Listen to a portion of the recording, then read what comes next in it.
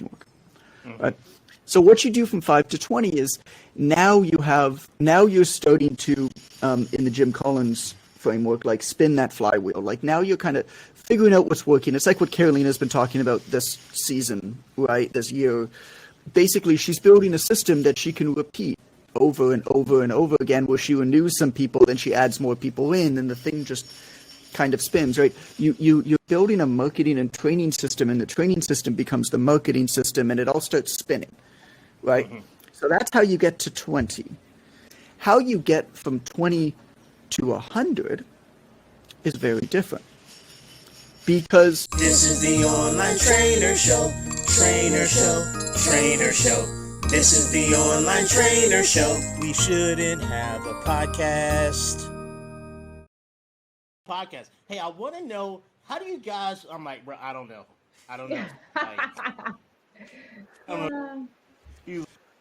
Isn't it funny though, when you start doing something, people immediately start asking you advice on how to do that thing, just immediately expecting that you know, like, every single in and out and best every level on that thing. Every level of it. And I don't know anything past what you see or hear on the broadcast. That's where my expertise stops. I know what platform we use. Whereas the correct answer to somebody being like, "Oh, how do you do a podcast? How do you do this?" Like, you hire somebody who knows how to do it. Right. That is legitimately the correct answer. It's the correct answer. That's the correct answer. It's amazing. It's like, this is how you do business. You cannot possibly be expected to do everything well. So you've got to like prioritize what is important to do, and then be disciplined enough to understand how much it's going to cost. Either figure out how to align your finances to that, or figure out how to make enough money for that thing.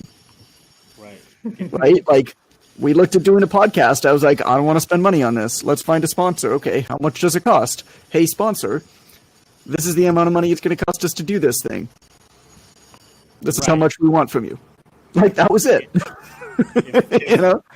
If I'm being 100% transparent, I've lied to a few people. I've told a few people to use Anchor. I'm like, oh, bro, use Anchor. It's a one-stop shop and I know that they do that, but I don't know how to do it on Anchor either. Like, oh yeah, man, you download the Anchor, man. You get your thing going, and it uploads to the thing. iTunes, Spotify, like Anchor handles all of that. And they're like, really? Yeah, man. Have at it. Nobody's come back so far to tell me that I was wrong. So either they never did the podcast, which is probably the most logical answer because people ask you questions. They don't intend to do anything with the information. Or I was somehow right about Anchor, and the BS that I told them paid off. Either way, I feel like I'm in the clear.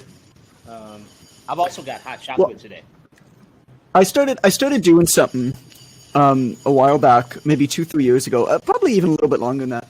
And it was kind of my litmus test when people ask me for advice on how to do something.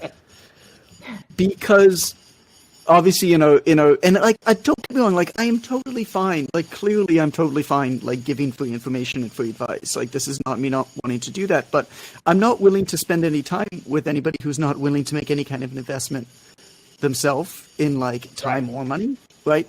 And so if somebody asks me a question, I will often respond with something like, you should buy this book. It's $10. When you do, and when you read the book, come back to me with a question, and I'm more than happy to answer it. Because I've already written down your first 100 questions in that book. Right.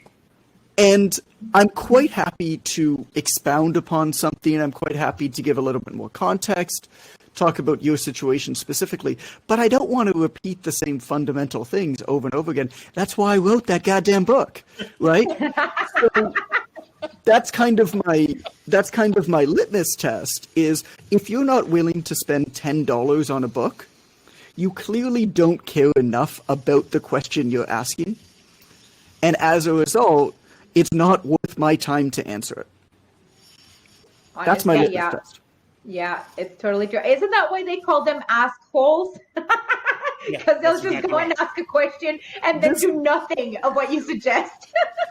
This coming from Carolina, who last week or 2 weeks ago in the group, in the level 2 group for the Online Trainer Academy, asked what Karina Inkster's book on resistance bands was because, and I quote, "I'm too lazy to search this group." She I also was too own it, lazy to man. search Google because all that I did was type in Karina Inkster book resistance band. And what do you think the first thing was in Amazon? So, you know what? Shout out to Karina because we love her. The challenge Shout here out. is that literally typing the exact same thing into Google that you typed into the group would have yielded the result like no extra. It would have been less words on Google because you wouldn't have to write, "I'm too lazy to find it myself." You could have skipped right to Karina Inkster resistance band book. Here's the thing though. With my super lazy question, I jogged everyone's memory in that group that Karina Inkster has a wonderful book on band right. training. So God there you bless go. That's like, bless yeah, you're welcome, Karina. I got you, girl. I got your back. Very good book. Very good book on resistance bands. If anybody Yeah, Karina's I'm in inspired. that. I'm in that book. I Are you in that book? Yeah, I contributed a section to that book on resistance bands. So look for me. Look for me in there. I'm somewhere will. near wherever the jokes start. That's where my section The jokes start. Yeah. It's like, you Good know, book, good book, good book, good book, nonsense. Oh, here's Red. Jokes. Yeah, here's Red. Chapter 15, jokes. That's where I Yeah. am. That's great. Yeah, but Karina's a good colleague friend of mine, and she reaches out to me regularly. I appeared on her podcast twice. Had much more interesting interviews than she did with Jonathan, obviously, and I'm her favorite person. So Well, she did one with you.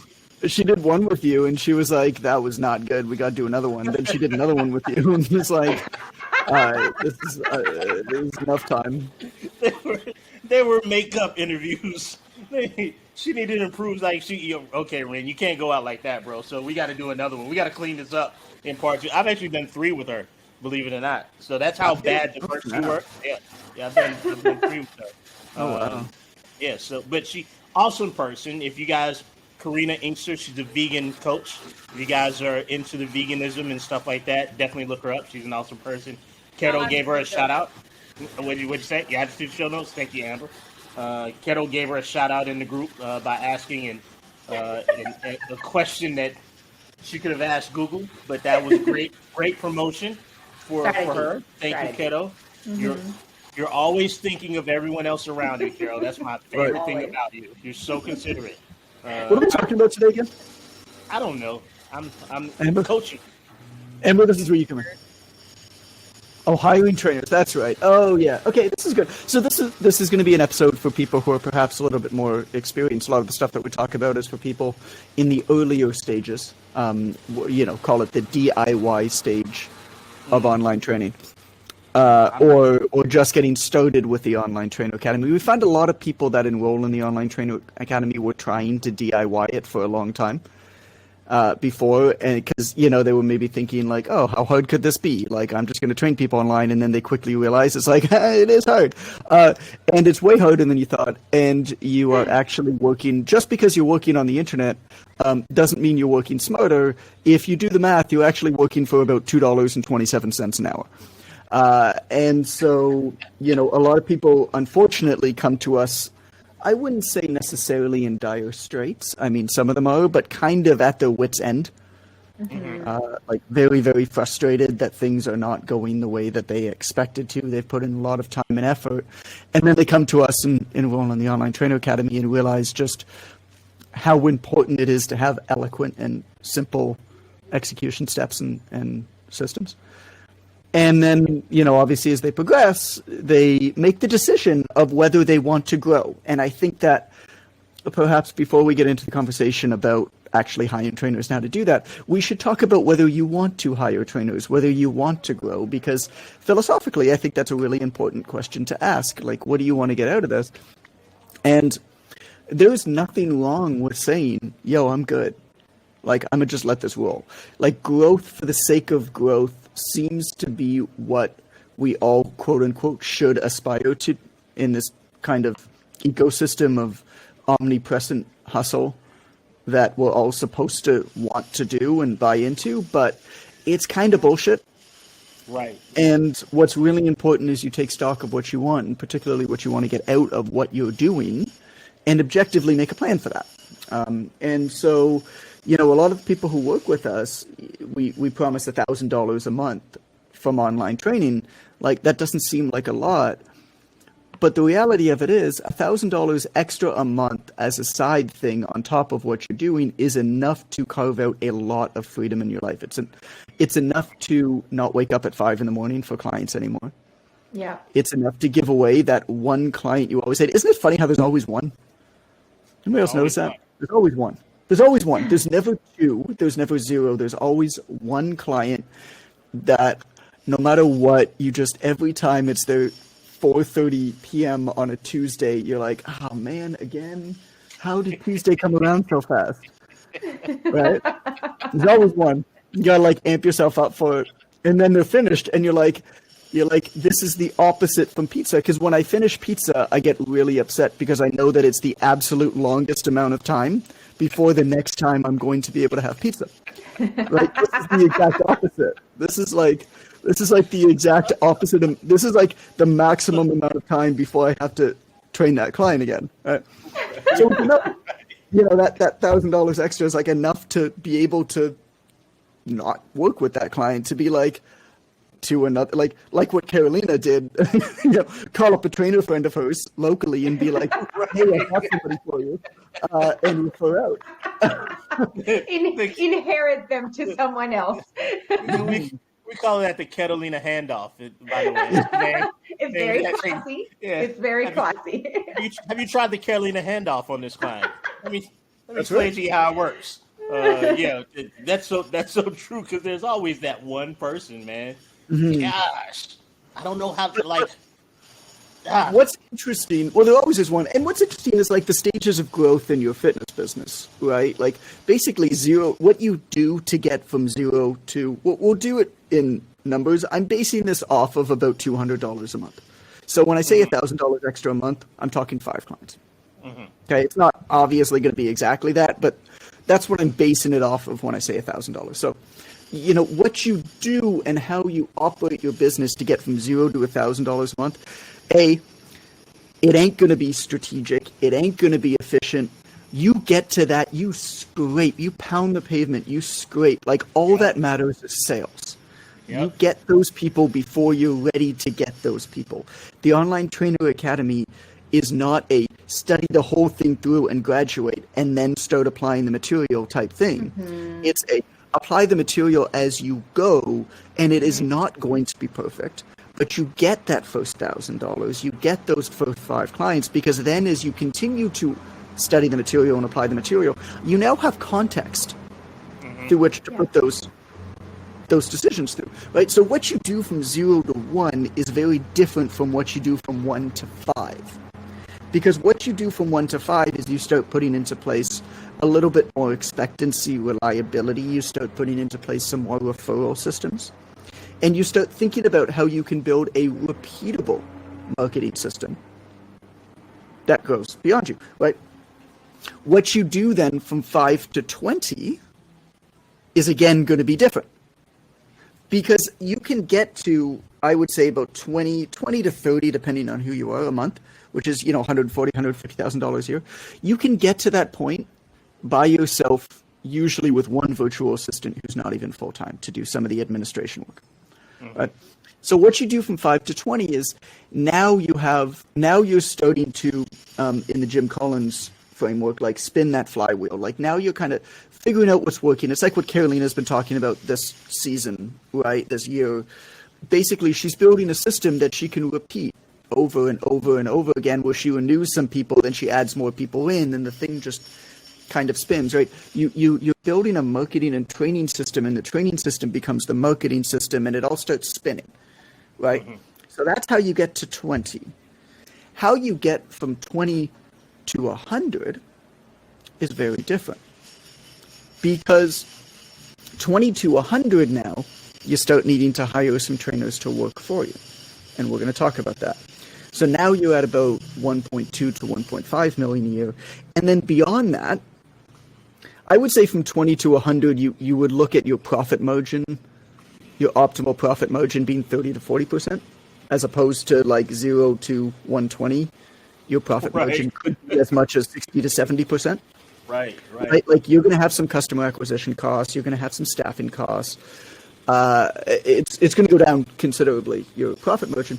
And then once you get above the $1 million mark, in any business, but margins shrink, right? Like total amount of dollars is different, but now you're having to put into place an entire operational structure, not just a few assistant coaches that you trust with no actual organizational structure, right? You just kind of trust them.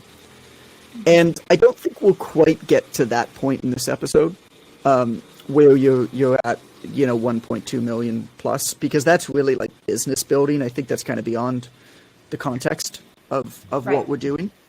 But I can definitely talk to, okay, you're at the 5 and you want to grow to the 120 and kind of what those steps are, and give a couple examples of that. I think that would be pretty relevant to people here, but I don't know, when Amber, Carolina, you guys tell me kind of where you think is best to go from this, from your guys' experience, your guys' and gals' experience. This is actually super relevant for me, Jonathan, because right now I'm in the process of hiring an assistant coach. So Perfect. yeah. So I think like I'll be kind of like learning, and I'll be also like sharing what I've gone through so far. But yeah, like I think I agree with you, like because that is the stage that we're at. Like there's no need to go into like the super detailed like business building formal stuff, but just like Right. how do you get started? What do you I don't know, what should you look for, or what do you like? I don't know, what are your general recommendations to begin with? Yeah. I mean, the reality of it is building a business really sucks, and I don't recommend it to anybody. Right. Like, it's Right. really hard. You constantly doubt yourself. You constantly think that you're an imposter and people are going to figure you out. There are so many tax and legal implications that nobody sees. Paperwork that, like, nobody sees this stuff. But once you start building a business, you start having to really understand it deeply. I mean, it's not a decision to take lightly. Like, I don't know if you could be like an independent contractor or like an LLC or whatever, if you're in the U.S. And you're making like $150,000 a year with a good profit margin, like it's a pretty good life. That's my dream. That's my dream, as a matter of fact. It's not a bad life. Yeah, as a person coming from a business structure where I was in charge of Right. several offices of people and employees, the one thing that we can't understate here is the fact that you're also adding people. Like, forget about the business stuff. You got other humans you got to deal with now. So it's a no for me, dog. Having done that for a decade, yeah, no thanks. Ren's going to be responsible for Ren from here on out. There's a But whole bunch of stuff that you start having to add on to your P&L statement, right? Like expenses that if you run a good business that actually respects its people, which I think most people do, right. you start adding this in. Like, do you have an education budget for your people? Do you have a benefits plan for your people? We have set aside a budget this year for diversity and inclusivity training, for example, this year. And so, like, these are not like tens or hundreds of dollars, right? These are like our budget for diversity and inclusivity training is $15,000. Like, it's not right. Like, it's not. These are all things that you don't even think about as an individual. Yeah. And it's just funny how, I mean, all like before, you know, when I started, it was like, oh, $1,500 for a website. I don't know if I can afford that. Now it's just like, I'll go to bed and I'll just look at Alice and I'm like, I wrote checks for $275,000 today. Like, So how was your And day, that's honey? just the way it is. Yeah. Like it just is what it is, right? But there's a lot more responsibility when you're starting to look after people's families and whatnot. Yes. Or starting, not looking after people's families, but anyway. Let's get into the steps. Like when your Yeah. people fail, you're affecting their families. Like, Yeah. By the way, Ren, I saw your invoice this past month. It seems to be a little bit high.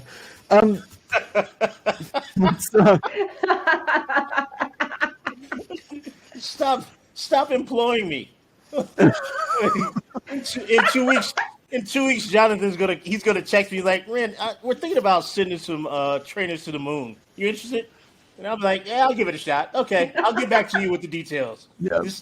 This is how my invoice has risen over the course of 2020 into 2020. Like, It he's got really an has. idea. Yeah, every 30 days he's got a new idea. Hey, Ren, I'm thinking about doing this. You interested? And I'm like, yeah, I guess. He's like, okay, I'll get back around to you. Let me flesh it out. I'll get back to you. Yeah. It's kind of how it's gone last. That's not an 6 months. embellishment in any way. This is literally how it happens. It's kind of how it works. But Let's talk about bringing on some trainers to work for you and how to do it.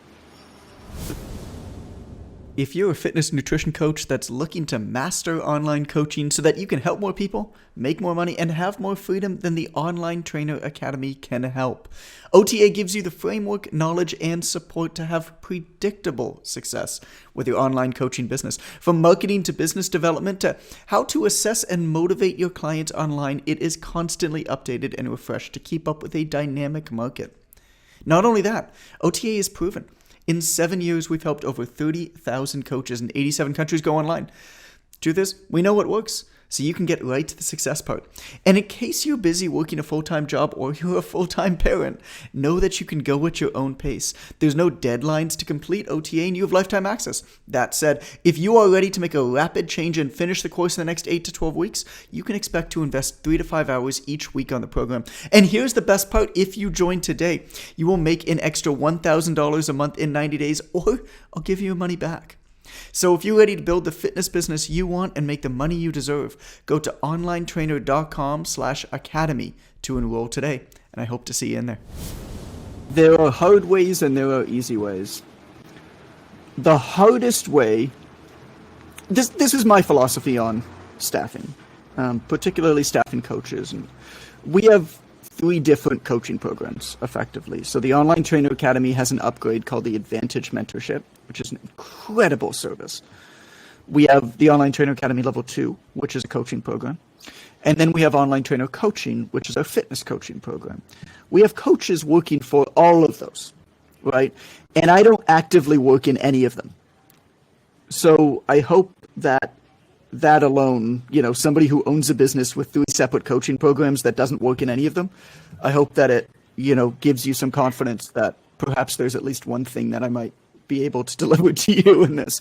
The big mistake that I see when people hire coaches unknowingly is they try to hire for skill. They try to hire for hard skill, thinking that they need to find somebody who is actually a great programming coach or has a lot of knowledge about nutrition or exercise or whatever it is. And so they actually look for that. And they look perhaps in their network or outside their network. The issue with that is if somebody is really, really good, they become really difficult to replace. And as you build a coaching program, the worst position that you can put yourself in is what's called key man risk. Key man, gender neutral, right? Key person risk. Basically, you cannot, is particularly if this is like your first hire or your first few hires, you cannot put yourself in a position where you are overly dependent on one person. You cannot spend that much time training them. You cannot spend that much time looking for somebody who has that skill set, knowing that it will be hard to replace. For a few reasons. One is if that person just doesn't turn out to be who you think that they are, they just don't work out, well, it's hard to get rid of them. What if they, are not honest, right? For me, I always default to trust in business. Like, I'm going to trust you. I'm going to give you a whole bunch of ownership over your job. But the minute that you break that trust, that's it. It's a one strike rule. And you can't so you've got to build in redundancy into every rule. And the way to do that is the way to build in redundancy appropriately from day one is to standardize your IP. And then hire for intangible assets that are in abundance. And I'll explain what that means.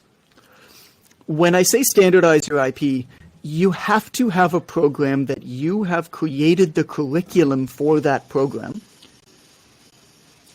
that requires very few touch points. So in every one of my programs that we've built, there is a curriculum. Online Trainer Academy Level 1, Online Trainer Academy Level 2, and Online Trainer Coaching. There's a curriculum. Right? Even in online trainer coaching, I mean, you could be looking for fat loss, you could be looking for muscle gain, you could be intermediate or advanced, you could be going 3 days, 4 days, 5 days, 6 days. You could have various types of injuries. You could be working from home, from a gym, different equipment. The curriculum accounts for all of that, right? Like we have if-then statements, like if they don't have this equipment, here's the next best option. So all of that is standardized, meaning that we can bring in coaches, and the training requirement for those coaches, because we've developed the IP for that coaching service, is actually very, very low. We basically need to just teach them the systems of how to operate. And it's the same with the mentors in the Online Trainer Academy.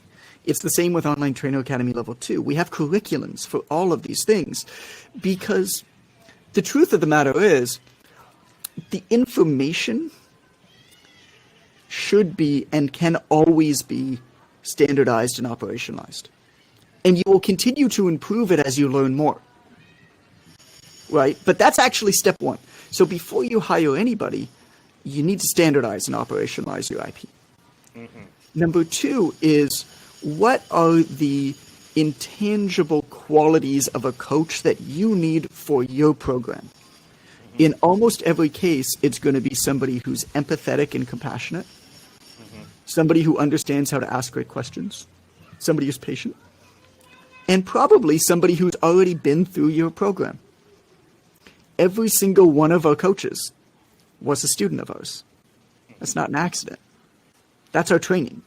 Nobody understands where people are coming from when they start the program. All of the second guessing that people do as they go through any of our programs. Nobody knows, like they already know where to find everything, right? And what we do is we just look for our graduates who have those intangible qualities about them, of empathy, of compassion, that, and then we hire them on as coaches of our service. It's really, one of my favorite stories was from, it's potentially apocryphal. I don't actually know where it's, like the exact place it's from, but it's from a fast food joint.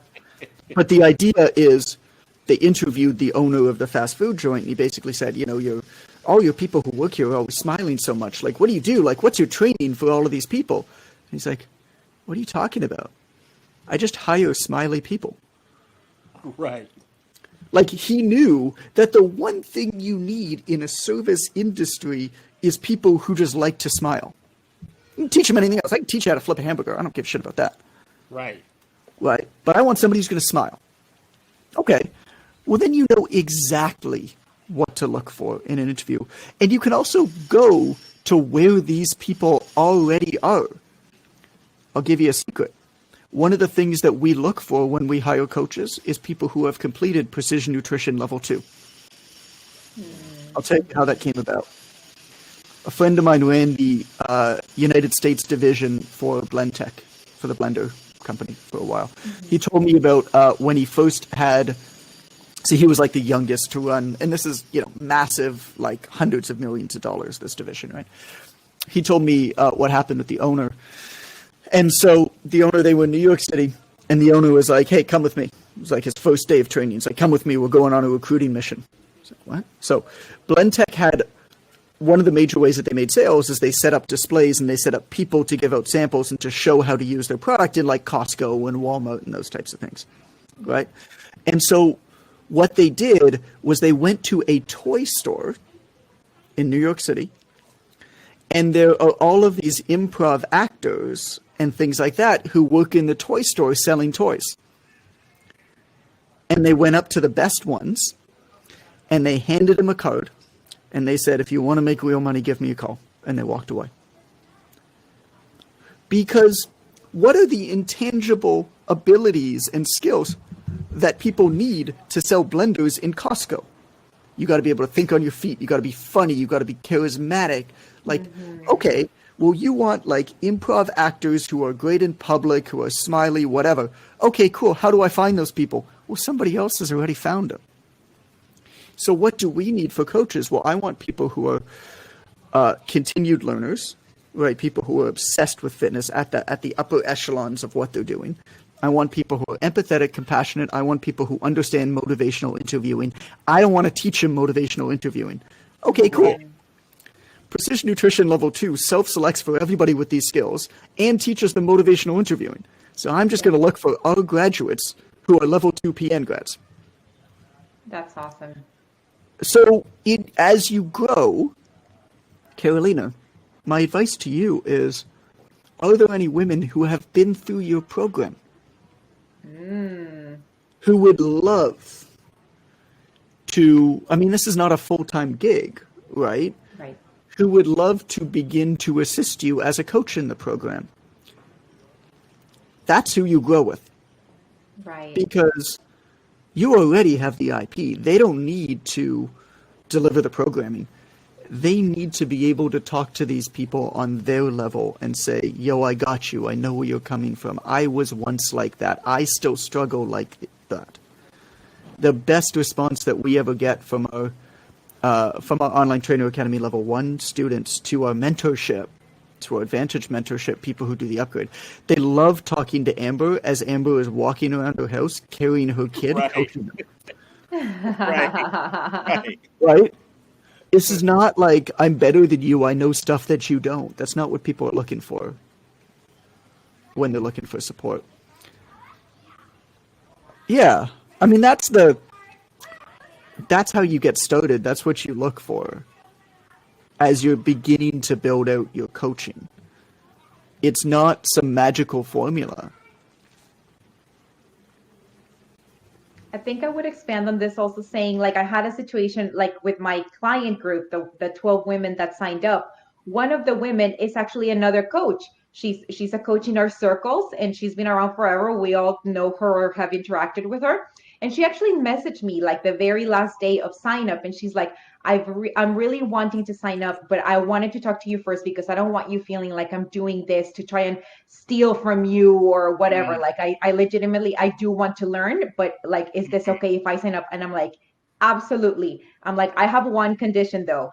If you're going to go through my program, you got to put your client hat on and you're going to go through it as a regular client. Right? Because that's really when you get the real experience of what works for you or for what you wouldn't do with your clients or what you would. So she was fantastic. Throughout that coaching group in our 4 weeks, she was a freaking asset to me because she was on it. She was helpful in answering other clients' questions.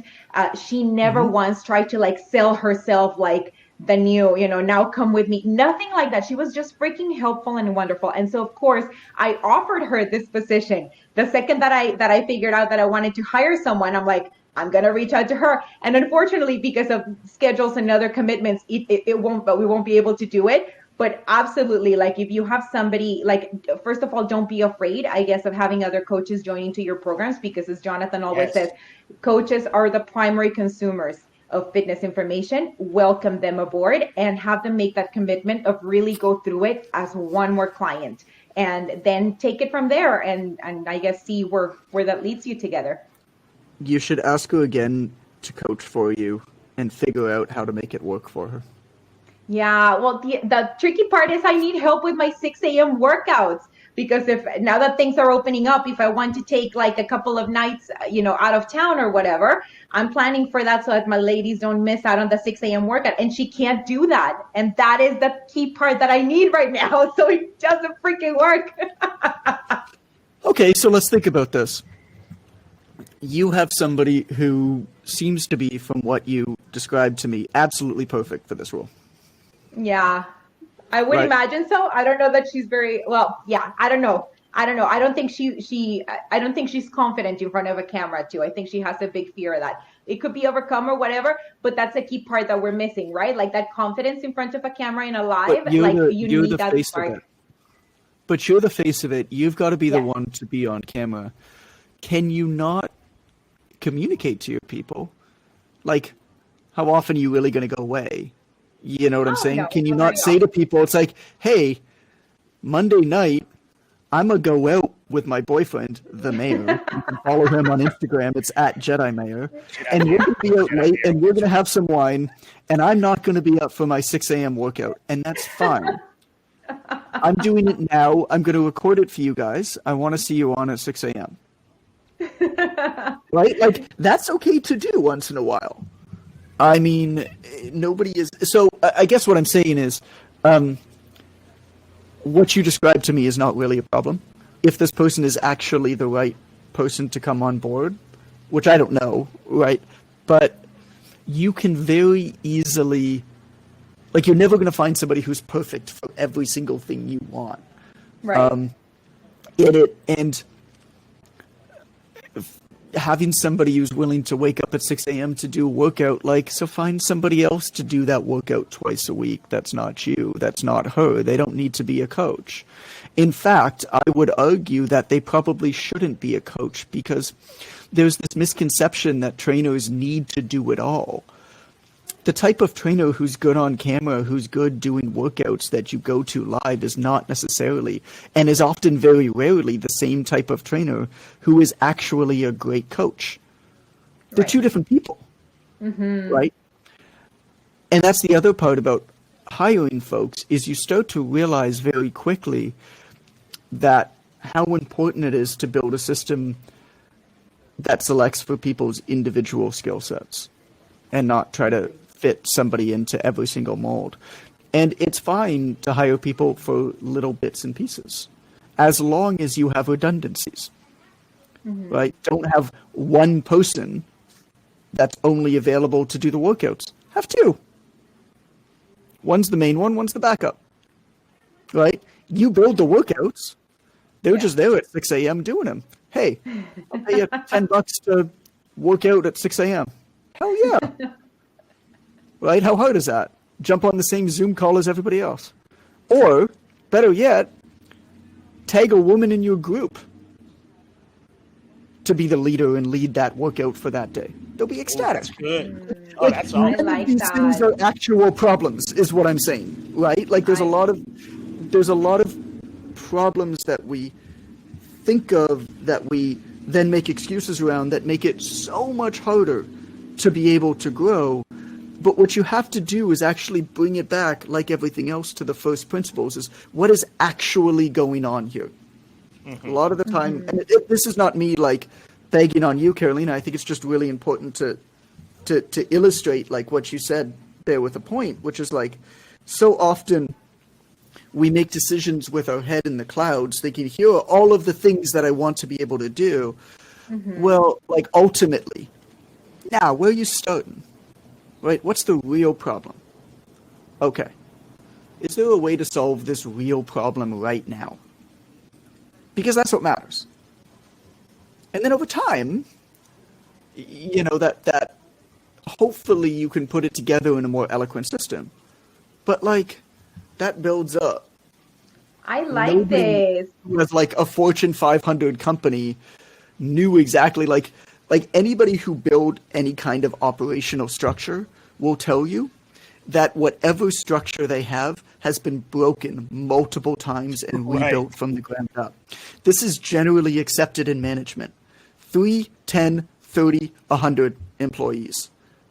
At those stages, in and around, your entire operational structure needs to be burned to the ground and built new. It really does.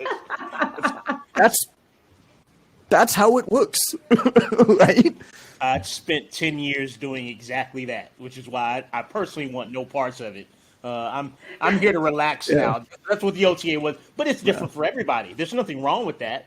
I think the key here in general, which is why Jonathan started where he did, was self-awareness, right? Before you build this $1 million thing, you better make damn sure that that's exactly what you want to do, because there are different challenges on both ends. I know the challenge of doing that, and that's what I came here to get away from that personally. But for a lot of people, they're wanting to build something like what I retired from. I'm still getting paid from that, by the way, which is awesome. But yeah, so I totally get that. What a great episode. Keto, you got to, like, if you use, like, one of your people, like, I remember being in elementary school and being able to be the line leader to the water fountain. And it was such a big deal. Oh, man, it was such a big deal. The sense of pride I got, knowing that I was going to lead the tykes through the hallway and be the first person to get their water, it was just amazing. I can only imagine how much your clients would love to do that, get to be the leader of. Oh, that's awesome. Jonathan knows stuff. Like, I didn't think this episode would pan out. Like, it was touch and go earlier. I didn't think it was going to be that good, really. But I mean, this has been awesome to listen to. I'm going to be quiet now.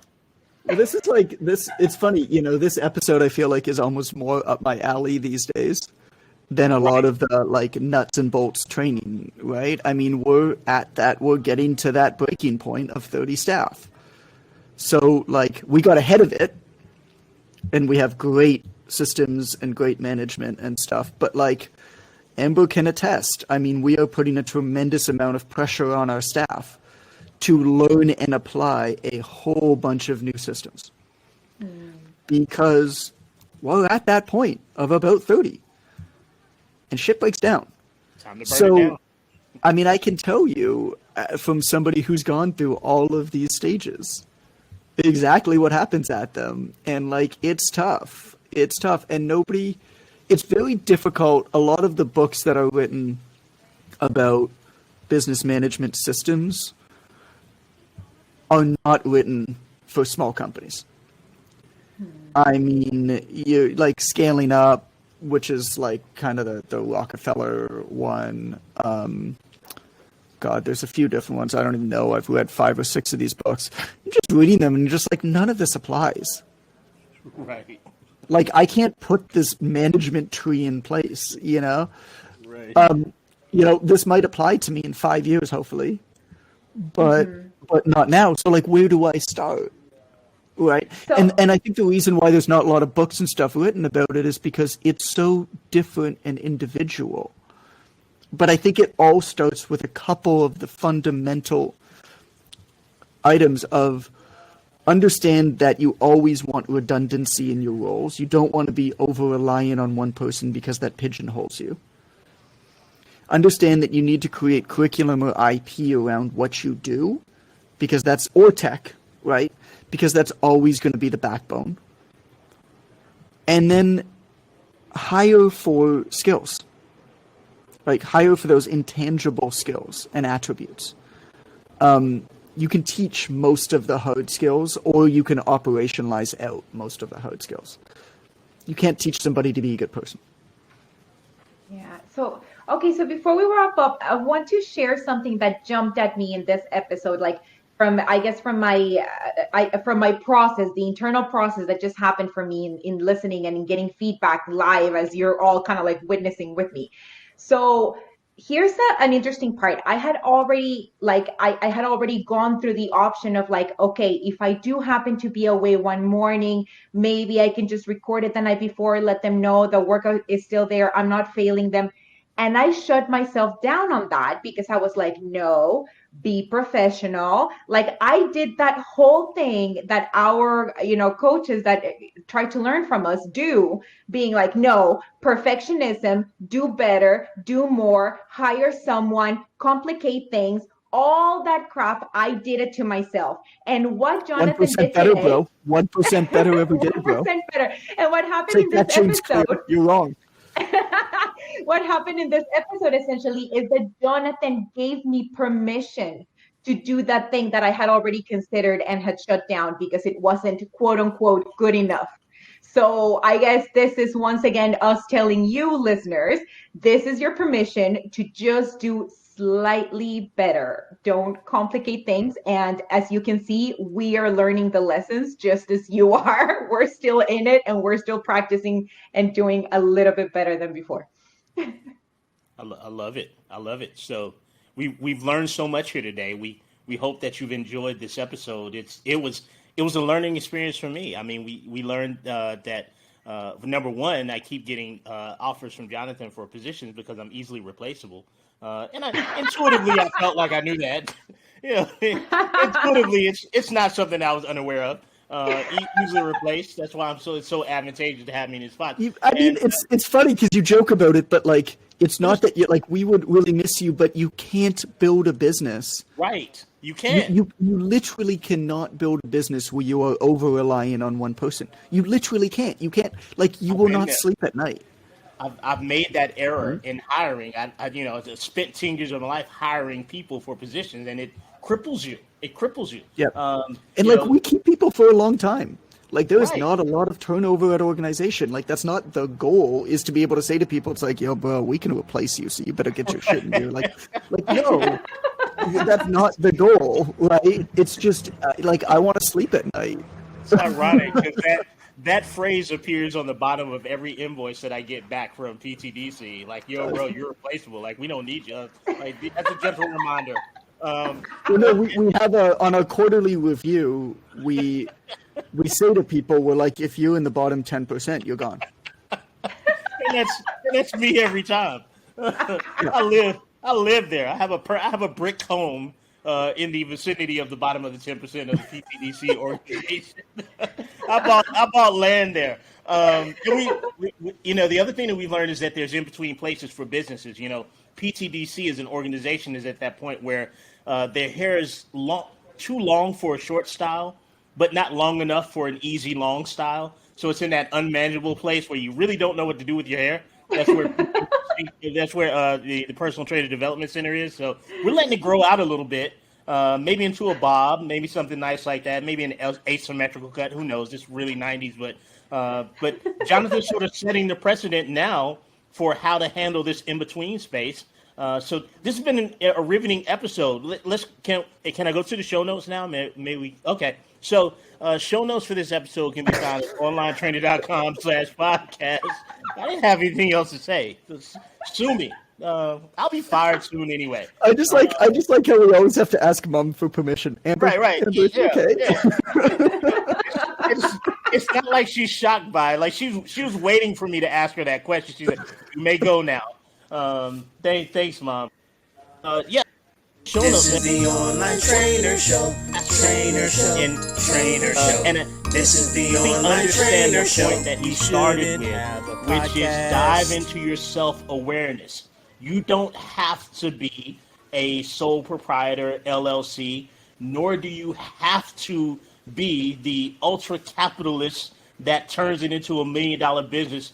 Both things are overrated in terms of one's being more important than the other. It's whichever one's more important to you. Don't shoot yourself in the foot being something that you think you have to be because of what you read and see and hear on the internet. And I swear, if I see one more salesperson, one more guru in a video on Instagram beside a Lamborghini with butterfly doors, I swear to God, I'm going to block them from all social media. I saw that dude. I saw that dude too. I'm so tired. I could not believe that. I was like, have we really degraded this much? Like, why, bro? That there's this dude who can't be more than 25 years old. He can't be. Walking in front of, I know exactly who you're talking about, and I saw him, and I just walked away from my computer. I'm like, F this, I'm done for the day. This is how bad it's gotten, everybody. It's really, I'm out. It's super stupid, man. Like, it's super stupid. I typed so many comments, and then I just deleted them all. It was so therapeutic for me to just type comments. I was just like, I don't even know what to say with this. Like, are people signing up? Like, is that the sales pitch you were looking for? You're like, I've been pitched on making six figures as a trainer like 30 times, but none of them had a Lamborghini with butterfly doors. So like, that's what's missing. That's what I needed. You got me. You got me. Right. Yeah. If I had not seen the car, bro, I wouldn't sign up. I literally banned the ad from my feed, and I never do that. Like, I literally went and complained, asked Instagram to hide the ad, and I told them it was. What's the one thing they say it's irrelevant, or the other one says it's not illegal or some whatever the worst thing is. That's the one that I chose for the reason that I did not want the ad in my feed. I was so annoyed by that, and I'm not usually that way. But in any case, jingle, I guess, whatever. It's so God that we've gotten to this point. It's just talk about the valley of despair, right? Why was that one so ridiculously annoying? Is it an accumulation of all the ones that we've seen all year? Is that what it? And this guy just bearing the brunt. He's bearing the brunt of that because I was instantly annoyed. It's the one-upmanship that gets me. It's like it started as like, I'm going to teach you how to make like $1,000 extra a month. Like I did that in like 2013. Then somebody was like, all right, I'm going to do you one better. I'm going to go $10,000 a month. Then somebody was like, I'm going to help you be a six-figure trainer. Then you started getting people who say, I'm a seven-figure trainer, teaching people how to be a six-figure trainer. Then, and it's just one-upmanship, right? Then somebody's like, I'm an eight-figure trainer that teaches seven-figure trainers how to teach people to be six-figure trainers. And it just keeps going and keep going and keep going. It's like when they started with like 10-minute apps. It's like, then you're down to 9, then 8, then 7. Now you're down to 6-minute abs. And like, at what point do you stop? At what point does it stop being believable? It's like, that's when the Lamborghini shows up with butterfly doors. Like, that's the point. Which reminds me, Amber, I need to rent your boyfriend's helicopter. I've got a Fitness Jones training decal, and I'm going to need to slap on the side of that. We'll talk. I'm going helicopter next. All right, we got a staff meeting. All right, we got to go. I'm double parked. This is the Online Trainer Show. Trainer Show. Trainer Show. This is the Online Trainer Show. We shouldn't have a podcast.